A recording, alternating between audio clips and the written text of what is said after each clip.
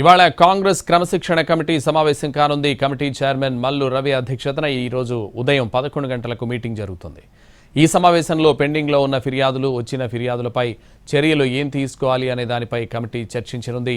వరంగల్ జిల్లాకు చెందిన పంచాయతీ ఇంకా పెండింగ్లోనే ఉంది. కమిటీకి కొండా మురళి ఇప్పటికే వివరణ ఇచ్చారు. అయితే కొండా వ్యతిరేక శిబిరం మాత్రం ఆయనపై చర్యలు తీసుకోవాలని పట్టుబడుతోంది. ఇప్పటికే 2 గ్రూపుల మధ్య వార్ పీక్కి చేరింది.